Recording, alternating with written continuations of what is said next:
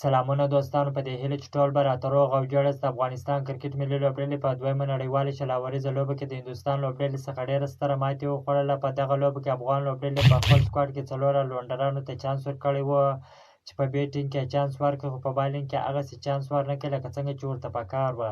په دویمه شلاوریزه لوبه کې د هندوستان لوبډلمشر روهیت شرما یو ځل بیا د لوبې ټاس وګټئ، په خپله د توپ اچونې پرېکړه وکړله. افغان لوبډلې ته د توپ وهنې بلنه ورکړله. افغان لوبډلې په 10 اورونو کې د 10 لوبغاړو په سوځېدو سره 102 منډې جوړې کړلې.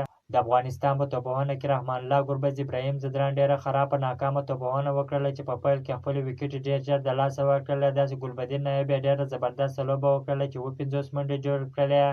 نجیب الله ځدران 23 منډې جوړ کړله. مجیب رحمان بیا 21 منډې جوړ کړله. داسې کریم جنت بیا 20 منډې جوړې کړلې.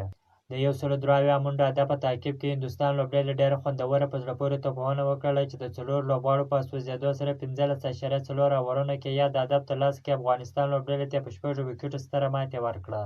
د دغه لوبې د بایللو اصلي لامل دغه دی چې د افغانستان لوبډلمشر ابراهیم ځدران بالرانو ته په صحیح موقع باندې چانس نه کوي. ور سپینرانو ته بار بار چانس ورکوي، هغه ډېر سخت وټکول او ډېرې منډې ځینې واخیستې.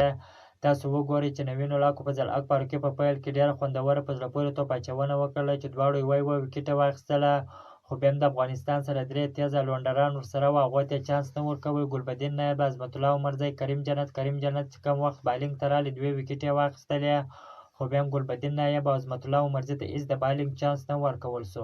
د افغانستان لوبډلې په ګټه په توپ اچونه کې کریم جنت 2 ویکټې واخیستله، نوین الحق فضل حق فاروقي بیا یوه ویکټه واخیستله. نور لوبغاړي ونه توانېدله چې د افغانستان لپاره د نورې ویکټې واخلي او دغه لوبه دې وګټي.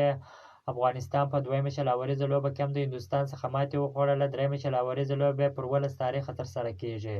که مو چیرې دغه ویډیو خوښ شوې ده، په چینل کې نوي یاست نو حتما زموږ چینل هم درسره سبسکرایب کړئ. که مو د فیسبوک پیج تر اوسه نه یې فالو کړی نو حتما زموږ فیسبوک پیج هم درسره فالو کړئ. تر بلې ویډیو پورې د الله په امان.